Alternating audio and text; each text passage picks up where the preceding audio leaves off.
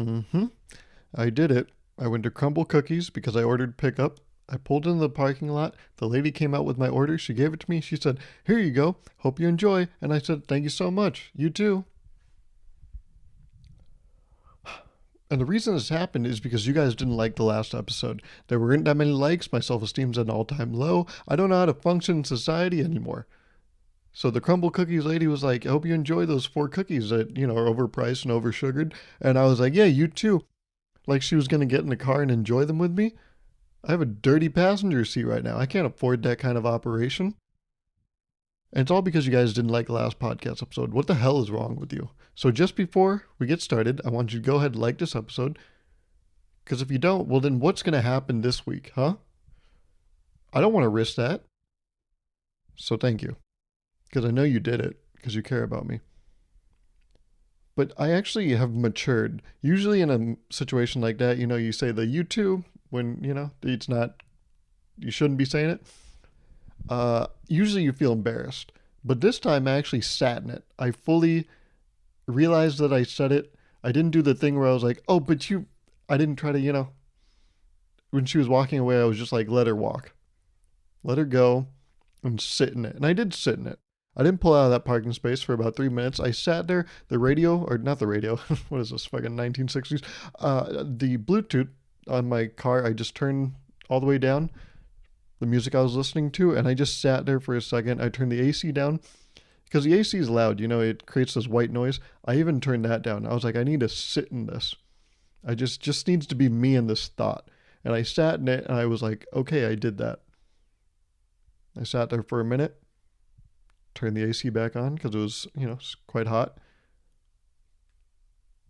Turned my Spotify playlist on and I drove away. And I was like, and that's okay because that happens. What am I going to do? Sit here and be like, "God, you fucking idiot. What are you doing?" No, that's going to distract me from enjoying my cookies. I don't need that on my conscience. So I let it go. I internalized it.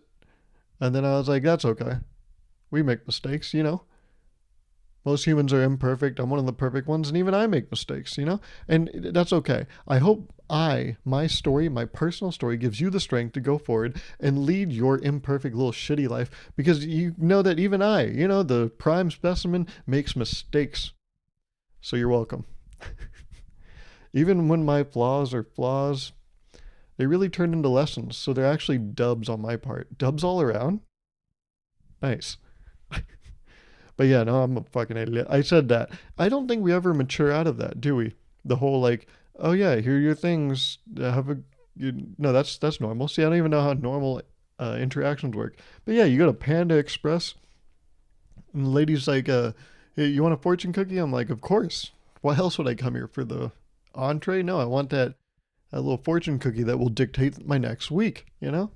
I have to know if I had good fortune coming in these next weeks, which is, dictated by your likes on this video, which I hope you already left one, and a fortune cookie." So, she gives me the fortune cookie, and then she said, "I hope you enjoy it." And I say, "You too." Like, she's gonna what? Just take a break there and eat? Also, if you work at a restaurant, you're not gonna eat the food at the restaurant, right? You're surrounded by it all the time. It's kind of like if you live in a mansion. Like, people that live in mansions, I'm sure you do. You have friends in high places. People that live in mansions, you're probably entering their home and like, "Oh my God, look at this fucking place. It's like a castle. Does Mario live here? Where's Bowser? I love that guy." And then you hear distant screams and you're like, "Peach?" Nah, someone will get you. I'm sure Luigi's fucking working on that right now. But you go to their house and you're like, "Damn, this is fucking crazy. This is like an adult playhouse." But then the person, you talk to them and you're like, "This is just fucking, can we acknowledge this right now?" And the house owner's like, "What are you talking about?" And you're like, "Well, this." And they're like, "Yeah, what about it? What is there something on the ceiling?" And you're like, "No, it's so big." And they're like, "Yeah, oh, the house, yeah, it's pretty big." And you're like, "Yeah." And they're like, "Is there something else you're trying to say?" I'm like, "No, that should be amazing enough, just how big this house is." But they have the big house. They live in that. They see it every day. So they're like, whatever. It's not a big deal. It's the same way, why would you eat at Panda Express if you work there? It's like, I see this shit every day. I don't want to take work home, Now, if it's convenient, that's another thing. If you're just like, I got a little break, I don't really want to waste gas money and like go somewhere else because now gas is almost fucking $7. And that's like the cheapest gas too. I'm not paying for expensive gas. So I've never understood that. I've asked adults because apparently they know things about the world. I'm like, why would you ever buy more expensive gas? And they're like, well, it's better for your car. Some higher end cars, they require nicer gas. I'm like, "Duh." No, that's like when rich people are like, I buy bottled like Voss water. And it's like, it's just better. No, it's not. No, you're making that up because you're affluent. That's fucking bull. No, that's just a, that's just a I'm not. I'm not gonna make the joke. I'm not gonna make the joke. I That was bad. But it's the same thing. You don't need the higher end thing. You just lie to yourself. You're like, well, now this was kind of the echelon I'm in. It's like, no, your fucking Civic can handle the unleaded. I don't know what it's called, but it's what I use.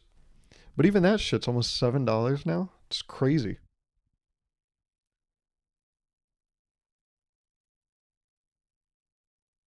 The same way someone with a big house, they're like, yeah, I mean, I see it every day. It's not that big. You can see where I'm going. Take yourself there. I don't want to go there with you. Okay? It's around the corner. Yeah, just go down the hall around the corner. You got it. You know what I'm talking about.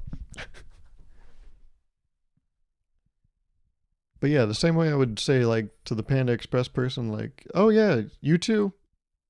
I don't think you ever get over that. I think at all stages of your life, no matter how mature, no matter how accomplished, no matter how intelligent you are, I think you will always be vulnerable to being a victim of the you too curse, you know? Oh, here's an experience only for you. Hope you enjoy. Yeah, you too. God, I'm an asshole. I think now I'm legally required to give you the thing, huh? Because or we have to split it at least, right? Because I kind of fucked that one up. They're like, okay, yeah, sure. I mean, I already ate, but if you want to share, I was like, fuck, I knew I should have gotten two sides. This is not looking good for me. Do you think you can tell a lot about a person based on their order of food? I don't think you can. Like, based on the food a person eats, I think it's hard to tell about a personality. Like, if you look at a bunch of menu items and you have a list of like five people, like if you had five people order from McDonald's and then you line them up and you go, okay, now match the order to the person, I think that's difficult. I don't think there's much you can get from an order. But you know what you can get from an order is how they order it. Based on how someone orders, how someone talks to someone in like food service or just service in general, I think it tells a lot about them. It's the whole thing. Is it integrity, right? Is that the word? It's like, what would you do when no one's looking? I think it's the same way. Like when people talk to someone in the service industry, it's almost like they zone everyone out. Like if you're in a drive-through and a person in the front seat's ordering, you see them treat the person on the other end of that speaker is like a fucking subhuman sometimes. And you're like, God damn, that's a person, right? But for some reason, that interaction, the whole like, oh yeah, I'm ordering food, I'm doing this transaction thing, I feel like it dehumanizes the worker in the situation to a lot of people. But I feel like that's fucked up. And some people I don't think are able to look past that, right? And then you see that, you're a witness to the crime that just was committed, which is the act of not treating a person like a person because they put on a little hat with some golden arches on it. And then you're like, oh no, now I think differently of this person just because they ordered nuggets like a fucking asshole. Isn't that so sad? But they do it to themselves, right? And then, the next step is sauces. They're like, do I do sauces here? And they're like, oh no, we'll take care of you up in the next window. And then they go to the next window and they're like, yeah, can I get a sweet and sour, barbecue ranch, fucking blue cheese? That's not a sauce, but they say them so fast, and it's like, hey, give them a second, huh? You know? It's like you ever ask someone, like, oh, what's your phone number? And then they're like, 111, 111, 111. And you're like, hey, fucking chill out. Kind of like go through it, okay? Just say the first three and then the next four. And then some people are too good, Some people are like, can I get a phone number? And I'm like, 111. And I kind of give them a pause and they're like, yeah, keep going. I'm like, okay, Jesus, I was doing that for you. Okay, don't. Out of both of us, you're being the asshole here. Okay, fuck you. You know what? I'm not gonna. I don't want your. I don't want to give me your my phone number. And they're like, sorry, this is for health insurance. I'm like, yeah, well, keep it. I don't fucking want it now. Joke's on you. All right. You probably need it more than I do because your karma's bad, and now you're gonna fall ill because you were so mean to me a second ago. Fuck you. Damn it. Now I have bad karma. But yeah, people treat people like subhumans in drive-throughs, and it's upsetting. You know, luckily, I feel like good people, it reinforces their goodness. Like when you see them order at a drive-through and they use manners, I'm like, nice. This is good. This is, I think the kids call them green flags. This is turquoise. Don't look at me that way. That's not, it's not green. It's turquoise. Okay. If you call it anything less than that, I'll have you taken off the face of this planet. Okay. So just know that. But it's a green flag, right? When someone's like, "Yeah, I'll get 10-piece chicken nuggets. Do I do sauces here?" And they're like, "No, at the next window." Oh, okay, cool. And they're like, "Anything else?" They're like, "Nope, that's it for me." And then they're like, "Cool. We will have your total at the window." And they say, "Thank you." That's amazing. When I hear that, I'm like, "Oh my god!" You know what? I ordered food. You should have it. I don't think I deserve it. You're a fucking saint. I love you. But yeah, I feel like some people are just they, you see a weird side of them, like, and it sucks because it comes at such a low cost. Like you go to McDonald's, and what are you guys ordering at max like $15 of food? And at that low price of 1.5, you're gonna see this person suddenly degrade their very character in front of you. Oh, it's tragic. You know? You're like, shit. Maybe I should have just not been hungry. Because now you idiot, you were hungry. Now you get to see that this person's an asshole. Damn it. Why couldn't I just live in this world in which they were a good person? Well, it's not that they were good, but you just didn't know they were bad. Innocent until proven guilty, right? But then you wanted a fucking double? Or sorry, it's McDonald's. You wanted a quarter pounder with cheese, and then you found out best friend's a fucking bitch. It's tragic. It's tragic. Anyways, I was in Davis yesterday. I went back to Davis for the first time. This is the first time I've gone to Davis alone, like not being a resident there. For the past 5 years, I've lived in Davis, and I've always, had a place there, had a purpose there. But now, I'm fully moved out of Davis, and yesterday was the first time I went there not being a resident, like going there and not having a place to crash. I mean, I have friends. There's a lot of friends there. And they would probably be nice enough, to let me crash because they say thank you in drive-throughs. But it's like I don't have a place to just, you know, lock myself in a room and be alone. Unless, I confiscate a fucking bathroom at some restaurant. But you know what I'm saying. I don't have a place of residence anymore at Davis. And I went there because it was my friend Alex Fisher Wagner. You know Alex, right? It was his birthday. Today, actually, October 16th. Happy birthday, Alex. And we celebrated yesterday. He had a party at his place. And over there, some of the people invited were still students. And one of the conversations I was a part of was someone asking another student, "Oh yeah, did you finish that homework that's due Monday? Did that go well?" And they're like, "Yeah, I got it done. Thank God." And in that moment, I was just overwhelmed with this feeling of like relief because I was like, holy shit, I don't have to fucking do that shit anymore. Work gets stressful sometimes, right? Sometimes it gets difficult, but then you're reminded of these little pockets of beauty, which is like, I don't fucking have to ever do homework again. Like, sure, sometimes I have to work beyond the work hours to get something done if it's a little more demanding, but on weekends, I don't have to fucking care at all. At 5 o'clock Friday, that's it. Usually during the week, it bleeds over a little more because it's like, oh, this thing is due. If Friday, nothing's due Saturday. So there's something so beautiful about that. And hearing, someone else talk about homework was just like, oh, it's so easy to see how privileged you are when you see someone else's tragedy unfold in front of you. It was nice. It was nice seeing how bad her situation was. And by bad, I just mean that she has homework. It's not that bad. So that was nice. And it was nice to see, some Davis folks again. It was nice to be in Davis again, too. I got this iconic picture. I don't know why, but I feel like this picture goes so fucking hard. I don't know why, but I love this picture. I don't know if it's going to focus. It's having a really hard time. But yeah, this picture goes so hard. I freaking love this picture. You can see Alex there. That's me in the center, and that's Oscar over on this end. But I love a good Polaroid. I always forget how fucking cool Polaroids are until someone breaks one out and then they're like, oh, here you go. I'm like, oh my God, this is for me. This tangible capturing of a moment, that's just for me. I was like, oh, that's so beautiful. I got to take it home. It's nice. I like it. But a couple weeks ago, I watched this new movie on Netflix called Entergalactic. I'm sorry. And it was such a beautiful movie. I highly recommend it. If you haven't watched it, you have Netflix or you have a friend that has Netflix, highly recommend watching it. And there's been a thing, I have a bad habit. I've talked about it on this podcast before. I have this bad habit. I don't think it's a bad habit. It's just a thing I do. I have a habit of going back to places, revisiting places that have a memory attached to them.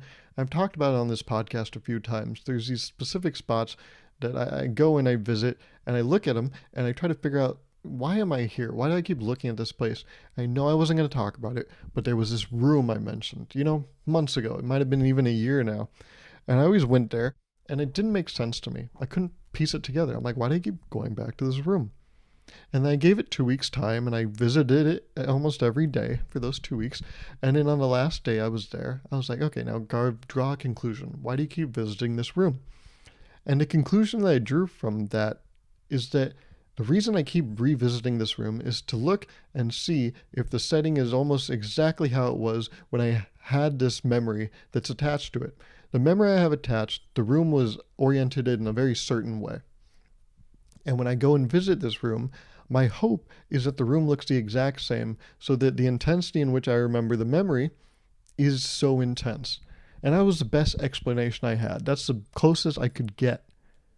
But then I watched this movie, Entergalactic, and there's a character in the movie called Meadow. And Meadow's amazing. But she's also, not that these are, independent, but she's a photographer. It's not like you can be amazing and not be a photographer. I'm not saying that. But she's a photographer, and she says a quote in the movie that I wrote down, and I thought it was so beautiful, and it explained exactly what I've been trying to capture for over a year now. The reason I keep revisiting this room, and it's the reason that photos are so beautiful. Meadow was asked, she was having a display. There was an art display she was putting on, a little art show. And someone asked, why do you like photography? And she said, well, what makes it so special is it's the ability to capture a moment. It's the ability to stop time, because sometimes moments can get too big for us. So I guess I just like having the ability to pause a moment forever in the hopes of the impossibility of getting back to it, doing it over. And when she said that, I was like, and that's why I keep revisiting these places. All these places in my life that I have a memory attached to, that's why I visit them. Because I'm hoping that I can see them exactly like they were, and then I would be able to pause that moment forever. With the hope of the impossibility of getting back to it, doing it over. And that's the thing, it's an impossibility. It will never happen. But it's the hope. It's the thing that started Star Wars, a new hope. And that's why I keep revisiting these places. And that's why something like a Polaroid photo is so amazing to me. Because this is a moment in time, and it's been captured. And I can never go back to this moment. But here it is. It is right here. Isn't that crazy? And as long as I look at this, I have that memory. With the most intensity I think I could ever have it. The only way that this memory could be made more intense is if I took this physical photo and I took the participants of this photo, myself, Alex, and Oscar, and we were all together in the same room at the same time as this photo. I think that is the only way that this could become more intense, the memory that I have in my head right now. And that's the reason I keep going back to these places, is because I'm chasing that moment in time. So I figured it out. I promised you I wouldn't talk about the room again, but I figured it out. That's why I keep revisiting the room, along with so many other places in my life, because I'm just chasing this moment in the hopes of the impossibility of doing it over again. It doesn't make sense, because it's impossible, like I said, but that's why I do it. And it feels good. It feels good to know that there's a reason I'm doing the things I do, you know? Isn't that all we want in life? Purpose? We do these things, and sometimes, this is when you have an existential crisis. You're doing things, and then you think about, well, why am I doing it? And if there's not a clear answer, not an immediate, just crystal clear answer in front of you, then you start to freak out because you think, oh my God, well, then why am I doing the things I'm doing, if not for a purpose?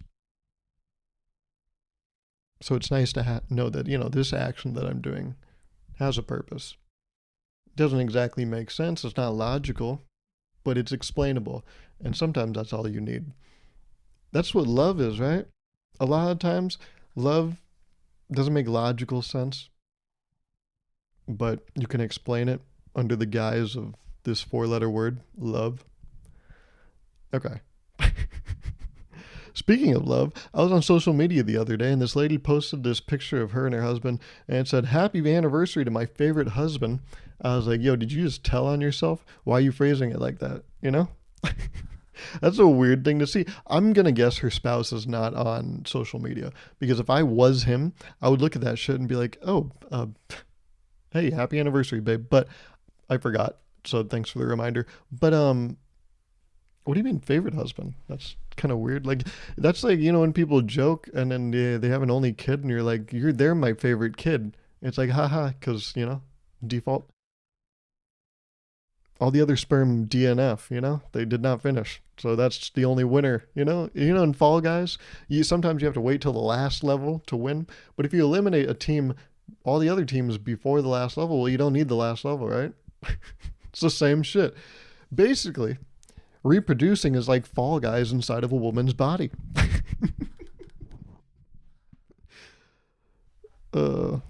But I thought that was weird. I was like, yo, did you just tell on yourself? Why'd you say favorite husband? What are you talking about there? And I get what she's being funny. It's cute. But at what cost, Maybe your husband's going to sleep that night and be like, haha, yeah, babe, that was hilarious. Great dinner. And just going to be laying in bed like, favorite husband? Maybe she's talking about like a work husband. Does she have one of those? We've never really talked. Oh, there was that one guy. Oh, fuck. Wait, no, we invited him to our house. There's no, that guy's. Well, he did know the layout of our house before he even got here. So how did. He wakes up his wife, babe, get the fuck up. Hey, listen, happy anniversary again, because it's still the same day. But listen, the caption, funny caption. Favorite husband? Yeah, but I'm your only one, right? Like, that's not. She's like, babe, what are you talking about? Yeah, of course. Yeah, no need to worry. And he's like, oh, yeah. Yeah, I'm being ridiculous. And then he texts his other wife. He's like, whew, that was a close one. I was really stressed out there for a second. Oh, man. But I just think that's tricky wording, I mean, that's funny to say like in person when there's no like written record of it. But when you put that shit in a caption, it seems so much more permanent, right? I mean, we're very flippant with social media nowadays, but that's the beauty of like a story. It disappears after 24 hours. But with something like a post, it seems so like set in stone. That's like what was that guy? He had like the things he wrote in the wall. Whatever those are. The proclamations, I don't know. That's almost like what posts on social media feel like nowadays. Like once you put that shit out there, it's there. But like a story, it's sure a screenshot will get that, but it doesn't like exist in the SEO, right? Like I don't think you can search for shit and like a story from a couple years would pop up. You would have to, have someone else take a, picture capture of that and then put it somewhere else and then like add the tags and caption that. It's hard to trace, but when you just put a fucking post out there, that's a hard launch right there. That's no soft launch. That's like, oh my God, And she fucking hard launched her favorite husband on their anniversary, and that seemed kind of weird to me. I was like, what are you doing with all that? Funny language. It was cute, but I don't know if it's the route I would have chosen. Creatively, I think we have our differences. I think that's all I'm saying. I think it's fine for that production studio. I don't know if, the I'm Doing Well production studio would do it that way, Speaking of not doing things the same way, I was in the drive-thru for Burger King. This is like 2 or 3 months ago, but I never got to talk about it. It was like 11 p.m. or some shit. I was behind this car, and they were taking a while. And you're like, well, Garb, what's a while? For a drive-through, I think it's anything more than 5 minutes. 5 minutes, you can like chalk it up to like, okay, they're busy into place. Like, no one's going to be actively ordering for 5 minutes. If someone's sitting there and they're talking for 5 minutes through their order, I don't know what's going on there. That there's some trouble at home. But if it's over 5 minutes, it's usually the people inside's fault. But sometimes you can see when the person's actively ordering. You can see them talk, and then you can see things added to the screen. So I saw that, and it was taking a while. It wasn't like it was the in-house fault. It was, the car. They were taking quite some time. And they finally pull out after about 8-9 minutes. I pull up to the screen hoping like, the screen doesn't disappear too quick. I want to see exactly what did 8 to 9 minutes of ordering food look like on paper. So I pull up there. I look at the screen, and I had ordered 2 Whoppers and a side of fries. And I was like, what the fuck was that? Like, why was there so much discussion? Like, the back and forth between the driver's seat and the passenger there was way too much. Like, there was an open forum right there, and I don't think we needed to go, there was a dialogue happening, and I think it was excessive, to only, all that work for 2 Poots, two Whoppers and a fry. You got to be kidding me with that. And I was so many questions.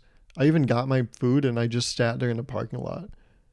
I got out of my car, I sat down midnight in the parking lot. I was like, what the fuck just happened? Like, I don't even, like, you can't explain things in life like I was talking about, but sometimes you have a good guess. That one, no hypotheses. I didn't know what the fuck to do with that. I'm like, what did you guys would you just have a debate? Like, what was that shit?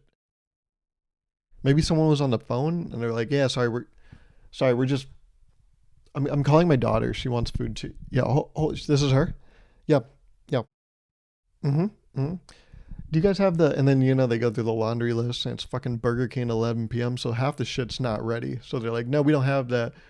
And after 3 minutes, they're like, wait, ma'am, you're just ordering off the breakfast menu. We don't do that all day shit. That's McDonald's. The king does not bow to other people. Okay. We shut that fucking shit off at 10 a.m. just like Chick-fil-A. Okay.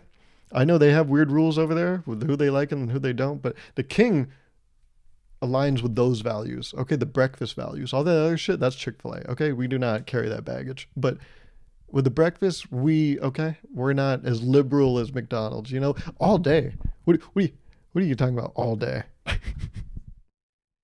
Too many options. That's why people have so much privilege nowadays. It's McDonald's. It's a very grassroots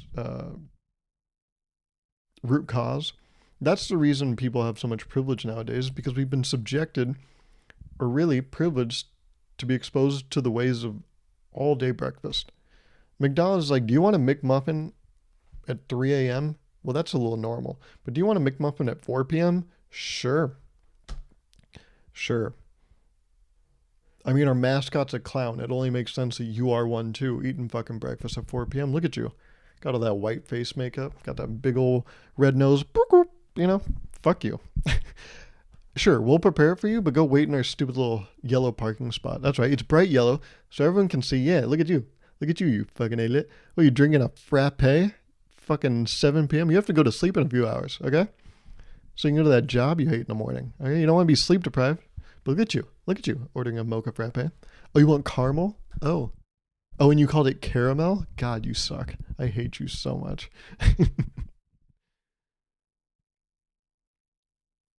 But yeah, I could not believe that person was in that Burger King parking lot for so long. I don't know. I still don't know what was going on. Did it last that long? And even like, I wanted to ask even. Like, you pull up to I've had this before. You pull up to the drive-thru, and then the person in the drive-thru starts talking shit about the car in front of you. I don't know. I just have a face that people like to tell things to. But I've heard some weird, fucking crazy shit about the car in front of me. People are like, yeah, that's a divorce about to happen. I'm like, God damn, I don't think you're supposed to tell me that. I don't. I think that's client. Whatever you are, client, employee, or what is it? Client. And then the person that sees them, client, confidentiality. I don't think you're supposed to tell me that. Okay. All they ordered was a double double. I don't think I get that information that they're about to split just because they were a little hungry. But I was like, I go up to the window and you can sometimes tell if someone's a little flustered. Like, you ever go up to a drive-thru window and they're like, "I will have your food in a second," and you're like, "Yeah, the car in front of me was a handful, weren't they?" So you try to like ease the situation. You pull out the fire extinguisher of emotions and you just like fucking smoke them down. You're like, "Hey, you take your time. I'm good." You try to lay that on them just to be like, they're running pretty hot. You want to just cool that down real quick. It's like, "Hey, I'm not that. Okay, that car in front of me, that's not me. So take your time." I went up to this window after the Burger King incident. I was thinking, "Oh, I'm gonna get some flustered folks." Nah, cool as a cucumber. Fucking call that shit a pickle. Because they were like, "Yeah, do you want any sauces?" I was like, "Yeah." "Do you want to tell me anything?" They're like, "What?" I'm like, "Oh no, I mean, if any weird shit happened in the car in front of me, you can tell me.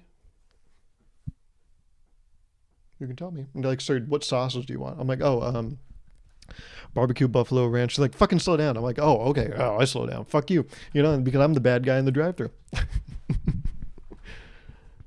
Anyways, I've never seen someone successfully pull off a chin strap beard as their only facial hair. Some people, they kind of got it going with the mustache. I'm like, okay, I get it. That's fine.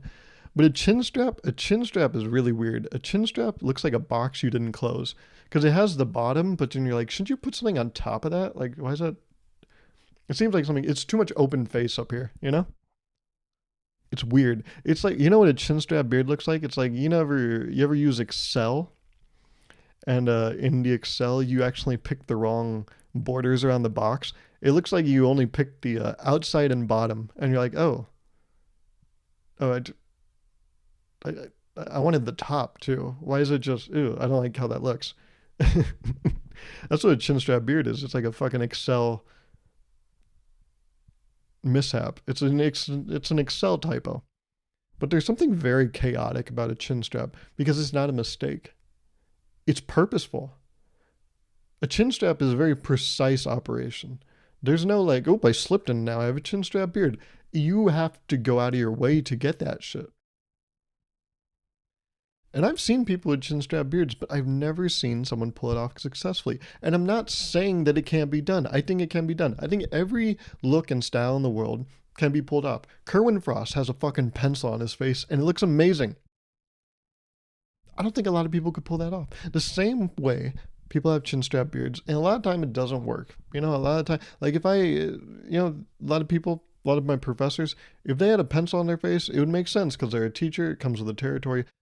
But I don't think they could pull it off. I don't think I had a single professor that if they had a pencil tattooed on their face, I'd be like, "Yeah, that makes sense." I don't think it would make sense. But a chin strap, I know that there's someone out there that can pull it off. I just haven't met them yet. And I'm curious. These things always take you by surprise. It's like when you find love, you're like, "Oh, I don't know. Maybe it was under your nose all along." And then one day you're like, "Oh my God, wow. Has this? Holy shit. Oh my God." But I don't have any sleeper chin straps. It's not like I'm keeping some chin straps around and then one day I'm gonna show up and be like, "Mark is kind of pulling that shit off. That's sick. You know what? He's killing that. That's good." No, it's not a thing that can, you can't work into a chin strap, You can't just break in a chin strap. It's either jarring off the start or it works immediately. Okay, you can't just have a chin strap and then 3 weeks in you're like, you know what? It works for you. No, no, no. You can't, no. You can't tough love a chin strap beard. It's very binary. A chin strap works or it does not. And a lot of the time, it's not my rules. It's just the way the face works. It does not work. But I'm holding out hope that one day I'll meet that one that works. I want to meet the one. That's all I want. Can you blame a guy? I just want to meet that guy that has chin strap beard that looks like it should be there. Alone. Some people have a chin strap and it connects with the mustache. It's like, I think Tony Stark has that and it looks fucking amazing. But to raw dog the chin strap with no protection up top on the upper lip, oh, that's a dangerous game. I just wonder who's gonna be the evil Knievel of the chin strap? Who's gonna risk it all? Hmm? He gets paid for the attempt, but I'm saying who's gonna pull it off? I don't know. But I look forward to it. Wherever you are, you're doing great. I can't wait till our paths cross. Do you tell someone you've seen a thing they're showing you? Like if someone's showing you a thing and you've seen it before, are you supposed to tell them I've seen it? Like if someone shows you a meme, this happens. Okay, this is why I'm asking. I have a few friends that send me memes on like various social media accounts. Let's take Instagram for example. I don't know why, but I have this one friend. They send me memes, and I've seen like most of them before. And I'm just like, what am I supposed to do? Like, am I supposed to be like, yeah, I've seen this before, haha? Or do I just say haha and save them the embarrassment? Like, it seems like you're kind of trying to be cool, right? By being like, oh, I've seen this before, but good job catching up. I don't want to be that guy. So no matter what, if I've seen the thing before, I'm just like, oh yeah, that's you know, double tap for a heart, or hit him with the LOL. But there's sometimes when you get sent like three memes in a row and you're like, hey, you're just a bad spam account. Like, I should point this out. Like, hey, maybe run some quality control on your end because I'm already getting all these in my general feed. Okay. When a friend DMs you, it's supposed to be premium content. Okay. That's the only reason we're friends. Okay. The only reason I'm subscribed to the friendship is so I get top tier content. But if you're just funneling in this fucking general shit, keep it to yourself, man. All right. Maybe we should stop being friends.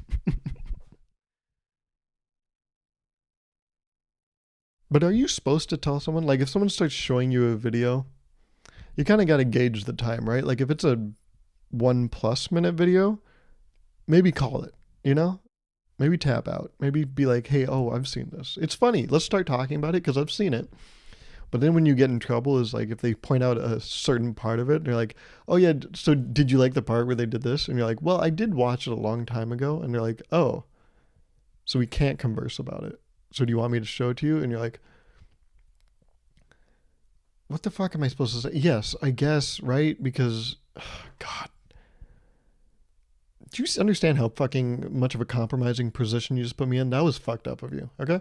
But if it's like 30 seconds, I think you just muscle through and you go, haha, yeah, that's funny. That's funny. But then if they start to take credit, this is where I get in trouble, you know? You watch it, you're like, that was good. Then you go to the mutual friend. Now there's three of you. And then the friend's like, oh, here, let me show you this thing I showed Gauruv. He thought it was funny. I'm like, yeah, but I've seen it before, okay? I didn't even think it was that funny. I just don't want to hurt your feelings, you know? That's where I get in trouble, where I'm like, no, don't take credit for showing me a thing. That's why I don't watch TV shows. I don't consume content that people tell me to watch. It's not because I don't think it's going to be good. It's just, I don't want them to, and this is fucked up. And I've talked this one out before, but, I have a problem when people are like, watch this show. Whenever someone's like, watch this show, in my head, subconsciously, I add 4 months to ever watching that. I don't know why, but in my head, I'm like, well, in 4 months, it'll be so far removed from their recommendation that it will be my idea. If I watch a show too quickly after someone recommends it to me, then I feel like they can take credit for it. Like if they're like, hey, watch Family Guy, you know? And then we go into a social situation and they're like, oh yeah, Garv started watching Family Guy because I told him to. I'm like, no, don't fucking co-sign my leisure, okay? Fuck you. I watched it because I wanted to. And they're like, yeah, but you watched it how soon after I told you? I'm like, yeah, like a week after you told me to. And they're like, yeah, so you have to admit, you'd be remiss if you didn't point out that I had some influence. I'm like, fuck. So that's why I think I give it 4 months. I don't know where that number came from. It's not like a measured thing. But in my head, I'm like, well, now, if a person tells me to watch that, I can't watch it for the next 4 months because then they'll be like, did you watch the thing? And if I say yes, I think it's that. I think the 4 months comes from like, oh yeah, that's like the biggest gap in between probably seeing a person that you're friends with. And you're like, oh yeah, if I probably won't see them in the next 4 months, right? Because they're the type of person that recommends me shows and you don't keep those people close because fuck them. I'm just kidding. But you're like, I'm probably not going to see this person in the next 4 months. So then, By then it'll be so far removed that they're like, what did we talk about last time? I'm like, I don't know. Hey, but by the way, remember that show? I started watching it last week, and they're like, oh, you did. So you like what made you watch it? See, they're like, what made you watch it? They're not taking credit anymore because it was so far ago, so long ago. They're like, oh yeah, so it was an independent idea. I just feel weird, you know. When people are like, try a thing, I tried a thing, and they're like, good, right? I'm like, yeah, but don't, yeah. But now I have to think about you every time I do this. That's shitty, you know? Like, anyways, thank you for listening. Make sure you like this video. Make sure you subscribe. And I hope you enjoyed. This was enjoyable. And leave a comment. Love me a good comment. So go ahead and take care of that, which you should have already done by now. Let's be honest, okay? If you didn't, you're fucking up. But thank you so much for watching. Thank you so much for listening. And I'll talk at you next week. Okay? Bye.